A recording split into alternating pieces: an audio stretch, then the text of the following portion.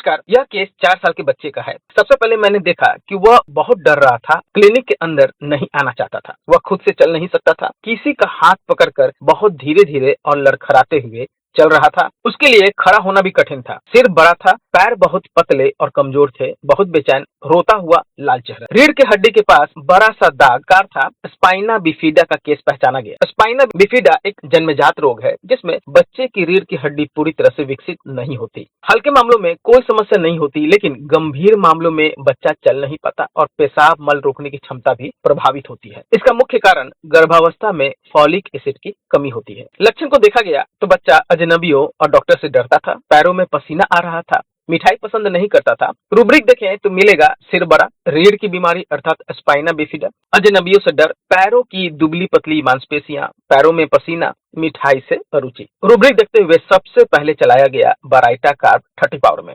रोजाना 2 बूंद 1 माह के लिए। 1 माह बाद डर थोड़ा कम हुआ, चलने में थोड़ा सा सुधार आया, समझ में अभी भी कमी थी तो बराइटा कार्ब 200 शक्ति हफ्ते में 2 बार दी गई। ब्राइटा कार्ब 200 शक्ति 1 महीने और लिए तो चलने में और भी ज्यादा सुधार आया, आत्मविश्वास बढ़ा। मैंने ब्राइटा कार्ब 200 शक्ति को चालू रखने के लिए कहा। करीब 3 महीने बाद बड़ा बदलाव देखने को मिला। बिना डर के पेरेंट्स के साथ क्लिनिक में आया, हंसते हुए बातें करने लगा। अब बहुत मिलनसार और खुला स्वभाव हो गया। लेकिन नई समस्या यह थी कि बिजली की गड़गड़ाहट से बहुत डर, शरीर पर अधिक पसीना, सांस से दुर्गंध आ रही थी। ऐसे में अब कैलकेरिया फॉस का टाइम आ गया था तो कैलकेरिया फॉस 30 2 बूंद रोजाना 1 बार 3 महीने के लिए दिया। 3 महीने बाद चलने में बहुत ज्यादा सुधार, बहुत ज्यादा बातें करने लगा, दौड़ने की कोशिश करने लगा, सीढ़ियां चढ़ने की कोशिश भी होने लगी, डर लगभग खत्म हो गया, बहुत खुला और मिलनसार भी बन गया। लेकिन मानसिक परिपक्वता जिसे मैच्योरिटी कहते हैं अभी उम्र के अनुसार नहीं है, बचकाना व्यवहार दिख रहा था। ऐसे में बराइटा फॉस देने का समय आ गया तो बराइटा फॉस 30 सीएच शुरू हो गई। बराइटा फॉस 30 सीएच 2 महीने लेने के बाद मानसिक स्थिति में भी बहुत ज्यादा सुधार हुआ। यह केस दर्शाता है कि बराइटा कार्ब, उसके बाद कैलकेरिया फॉस और उसके बाद बराइटा फॉस जैसी